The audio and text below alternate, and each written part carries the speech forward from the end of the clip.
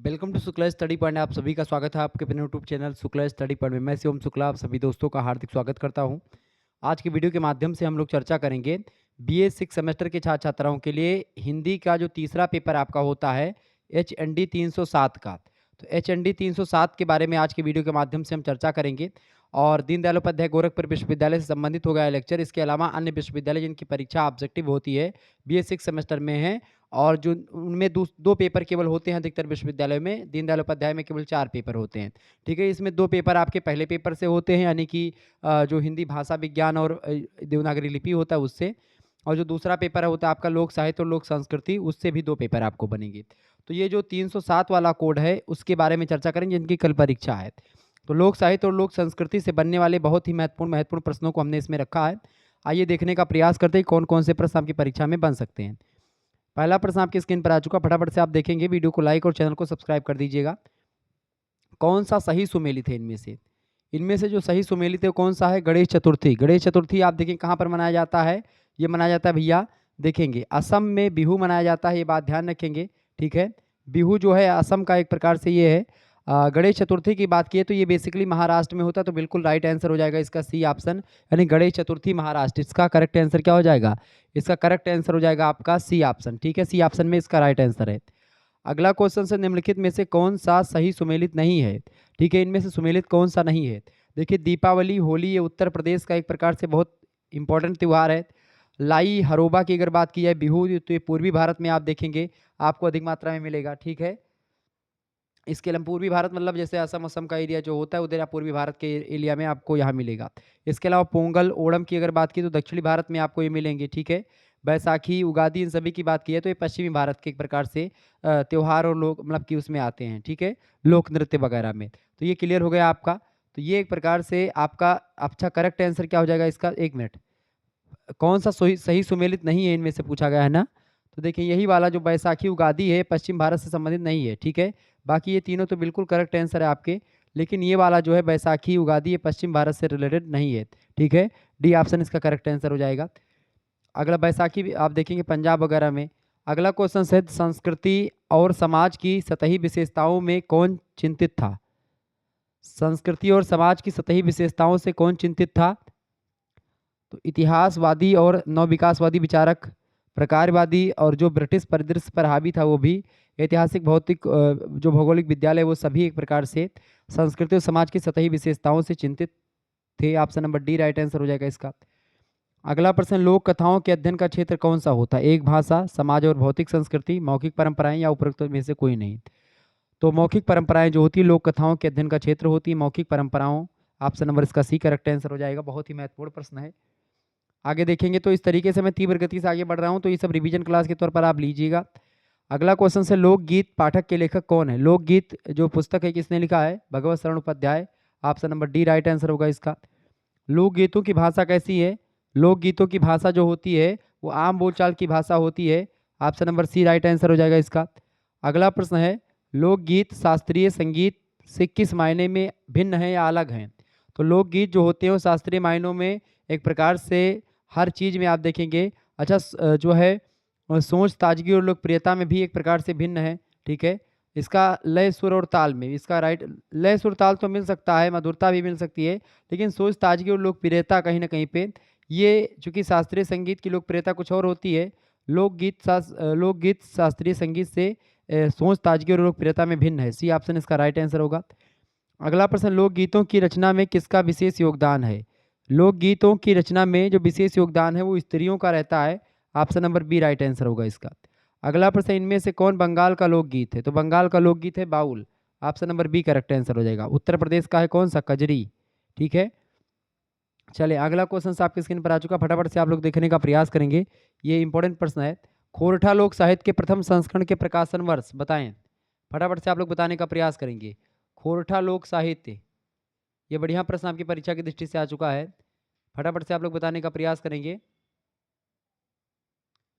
खोरठा लोक साहित्य के बारे में आपसे प्रश्न बन रहा है। ये बताएं कि खोरठा लोक साहित्य जो है, खोरठा लोक साहित्य के प्रथम संस्करण के प्रकाशन वर्ष बताइए भैया, फटाफट से आप बताने का प्रयास। 2001, 2002, 2004 या 2005? करेक्ट आंसर इसका क्या हो जाएगा? सभी लोग बताने का प्रयास करेंगे। तो इसका करेक्ट आंसर क्या हो जाएगा?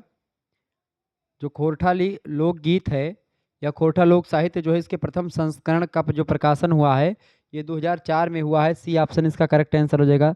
अच्छा, खोरठा लोकगीत संग्रह किसका है? तो श्याम सुंदर महतो का है ये बात आप ध्यान रखेंगे। ठीक है, खोरठा लोक साहित्य के संपादक कौन है? तो संपादक देखिए, संग्रह किया था श्याम सुंदर महतो ने, लेकिन इसको इस संपादक हैं या लेखक हैं विश्वनाथ प्रमाणिक। तो ध्यान रखिएगा इस बात को, शिवनाथ प्रमाणिक। ठीक है, शिवनाथ प्रमाणिक इसके लेखक हैं। या संपादक लेखक पूछेगा तो आप क्या लगाएंगे? खोरठा लोक साहित्य के लेखक और संपादक के बारे में अगर पूछेगा तो आप बताओगे किसके बारे में? तो आप नाम बताओगे शिवनाथ प्रमाणिक। ठीक है, लेकिन अगर आपसे पूछेगा कि इसके संग्रह किसने किया है खोरठा लोक साहित्य का या लोकगीत का, तो आप बताएंगे श्याम सुंदर महतो ने इसका संग्रह किया है। अगला प्रश्न, कर्म कथा के रूप में जाने जाते हैं। कर्म कथा के रूप में धर्म कथाएं जानी जाती हैं। ऑप्शन नंबर इसका ए करेक्ट आंसर होगा। अगला क्वेश्चन से, खोरठा लोक कथा किताब के प्रधान संपादक। खोरठा लोक कथा के किताब के प्रधान संपादक जो हैं वो शिवनाथ प्रमाणिक हैं। इसका प्रकाशन मतलब कि जो हुआ है किसने किया है? शिवनाथ प्रमाणिक के द्वारा करवाया गया है। लेखक भी वही है। अगला प्रश्न, लोक साहित्य की भूमिका के लेखक कौन है? लोक साहित्य की भूमिका को लिखा है कृष्णदेव उपाध्याय ने। किसने लिखा? कृष्णदेव उपाध्याय ने। ये ऑप्शन करेक्ट आंसर हो जाएगा। 1957 में इसका प्रकाशन हुआ है। ठीक है, ध्यान रखिएगा लोक साहित्य की भूमिका का। लोक का अर्थ क्या होता है? लोक का अर्थ होता है संसार। ऑप्शन नंबर इसका बी करेक्ट आंसर होगा। लोक साहित्य विज्ञान किसके द्वारा लिखित पुस्तक है? बताएं। लोक साहित्य विज्ञान, लोक साहित्य विज्ञान पुस्तक है डॉक्टर सत्येंद्र की। ये ऑप्शन करेक्ट आंसर होगा, परीक्षा में आ सकती है। अगला प्रश्न, लोक साहित्य को अंग्रेजी में क्या कहा जाता है? लोक साहित्य को अंग्रेजी में फोक लिटरेचर बोलते हैं। ऑप्शन नंबर इसका बी राइट आंसर होगा। अगला प्रश्न आपकी स्क्रीन पर आ चुका, फटाफट से आप देखने का प्रयास करेंगे, बहुत ही महत्वपूर्ण प्रश्न है। बताइए, प्रश्न आपकी स्क्रीन पर आ चुका है। भोजपुरी भाषा की विश्व प्रसिद्ध रचना विदेशिया किसके, विदेशिया के लेखक कौन है? विदेशिया के लेखक आप सभी को पता होगा, बिल्कुल भिखारी ठाकुर हैं। Bhikhari Thakur is right answer. अच्छा बताइए, लोकगीत की जो भाषा होती है आम बोलचाल की भाषा होती है, और ये सब चीज़ें ध्यान रखिएगा, परीक्षा की दृष्टि से आपके बहुत ही महत्वपूर्ण है। तो ये प्रश्न आपका, इसका क्या करेक्ट आंसर हो जाएगा? भिखारी ठाकुर इसका राइट आंसर हो जाएगा, ए ऑप्शन। अगला क्वेश्चन आपकी स्क्रीन पर आ चुका, वाराणसी, गोरखपुर, आरा के बीच में कौन सी भाषा बोली जाती है? बताएं, सभी लोग बताने का प्रयास करेंगे, फटाफट से आप बताएंगे कौन सी भाषा बोली जाती है भैया, बताइएगा। सभी लोग बताने का प्रयास करेंगे। वाराणसी, गोरखपुर और आरा के बीच में कौन सी बोली बोली जाती है? तो भोजपुरी बोली जाती है यहाँ पर। कौन सी बोली जाती है भैया?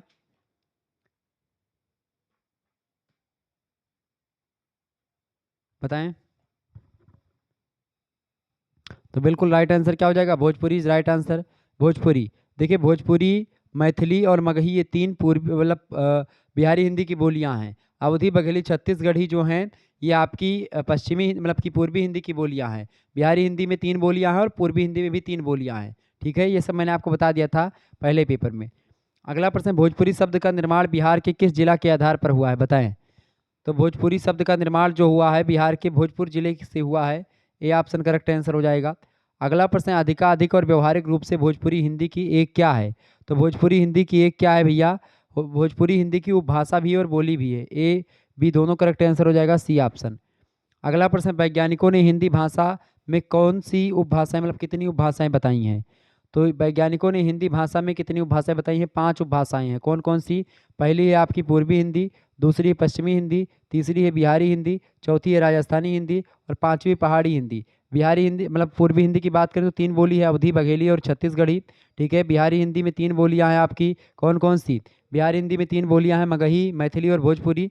ऐसे ही 4 मतलब 5 बोलियां आपकी पड़ेंगी इसमें। एक तो हो गई ब्रज, दूसरी हो गई आपकी कौरवी, तीसरी हो गई हरियाणवी। ठीक है, ऐसे ही आप देखें कन्नौजी, बुंदेलखंडी, ये सब आपकी पश्चिमी हिंदी की बोलियां हैं। ठीक है, अच्छा बांगरू जो है वही एक प्रकार से बांगरू, ब्रज ये सब इसी की हैं। ठीक है, तो वही के अलग अलग नाम है, इसी 5 बोलियां उसकी हैं। 4 बोलियां आपकी उसकी हैं, क्या बोलते हैं जो है राजस्थान में पूर्वी पश्चिमी मतलब पूर्वी पश्चिमी उत्तरी और दक्षिणी। ठीक है, चारों ऐसे मेवाती, मालवी और जो है जयपुरी ऐसे करके हैं। ठीक है, इसके अलावा जो है अगली जो हिंदी है आपकी पहाड़ी हिंदी।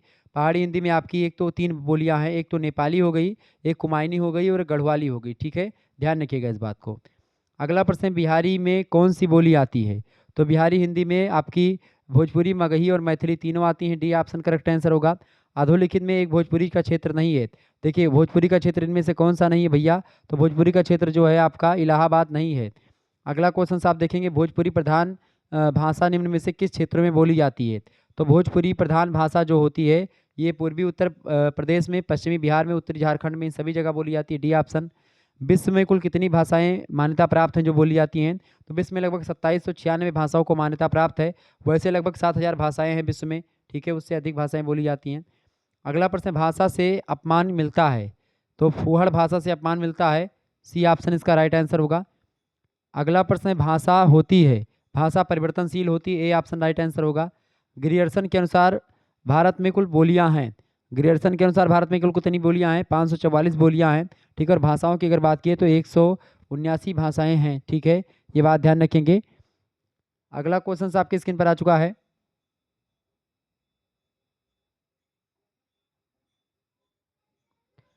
अगला प्रश्न आपकी स्क्रीन पर आ चुका, फटाफट से आप देखेंगे। लोकगीतों की भाषा कैसी होती है? लोकगीतों की भाषा कैसी होती है भैया? तो आम बोलचाल की भाषा होती है लोकगीतों की। ऑप्शन नंबर इसका सी राइट आंसर हो जाएगा। लोकगीत शास्त्रीय संगीत से किस प्रकार से भिन्न है, बताएं? तो लोकगीत शास्त्रीय संगीत से किस अर्थ में भिन्न है भाई? तो ये सोच, ताजगी और प्राथमिकता में भिन्न है। तो ये सब प्रश्न तो मैंने बता दिए, रिपीटेड है। लोक गीत के लिए साधना की खेती क्यों नहीं की जाती है, बताएं?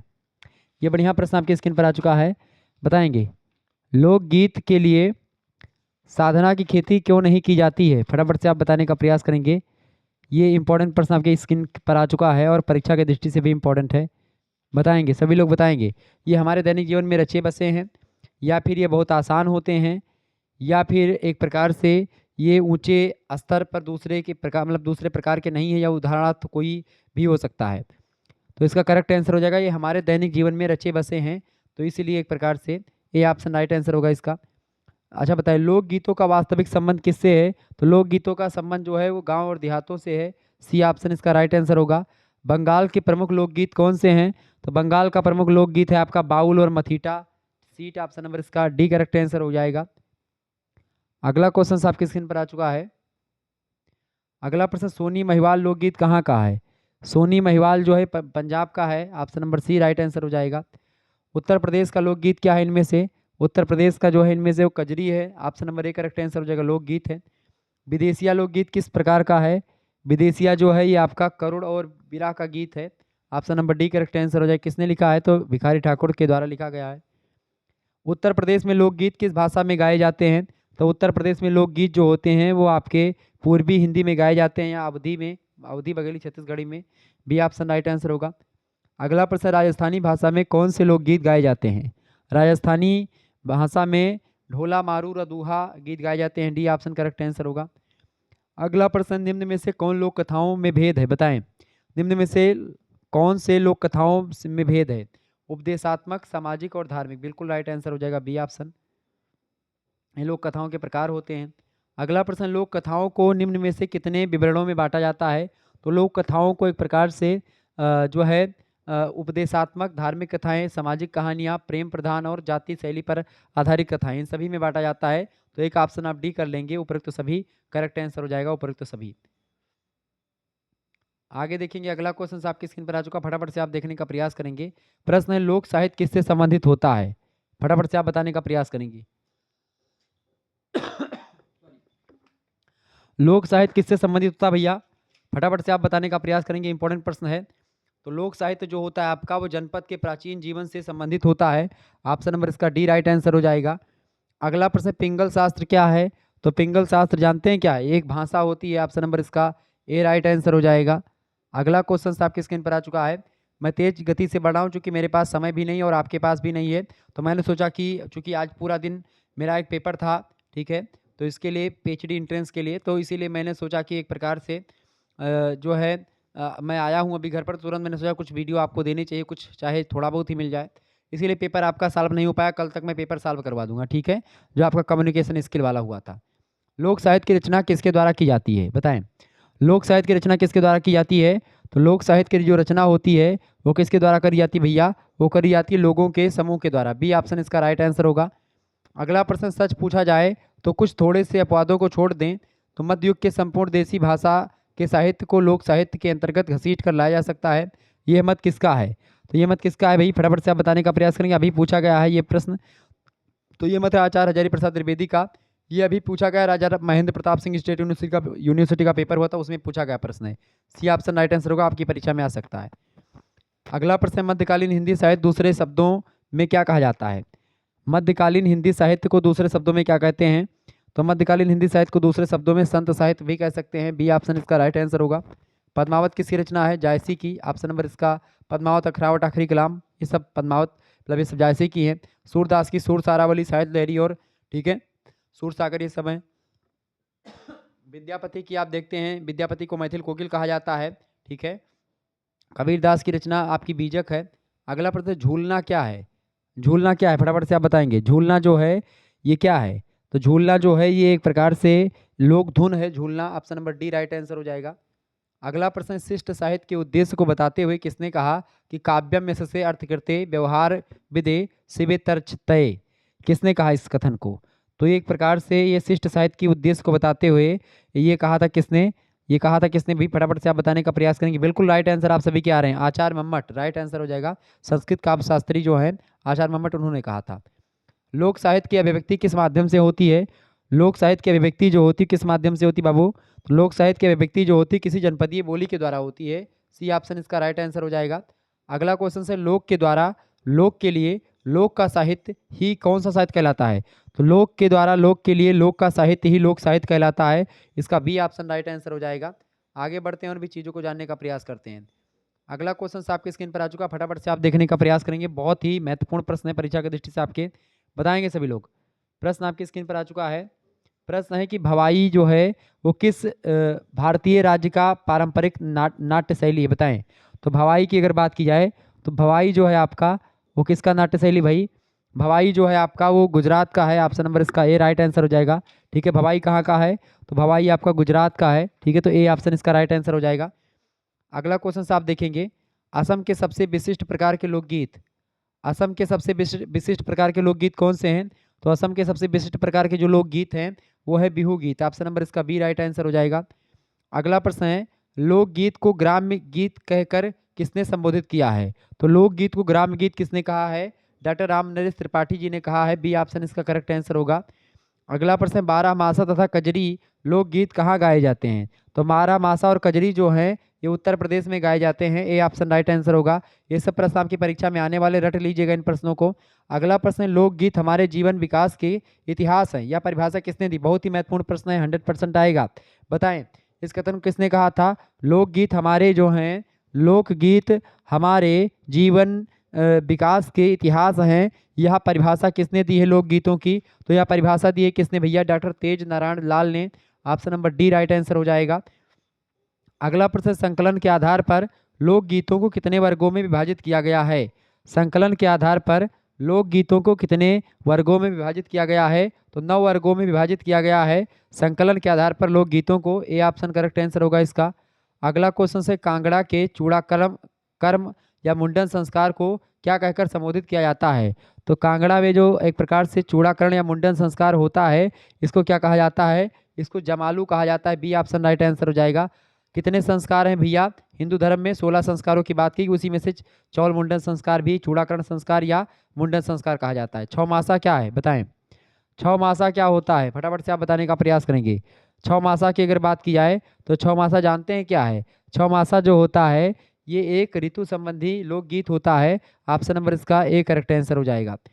अगला प्रश्न, गोपी ठाकुर किस जाति द्वारा मतलब गोपी ठाकुर किस जाति विशेष द्वारा गाया जाने वाला लोकगीत है?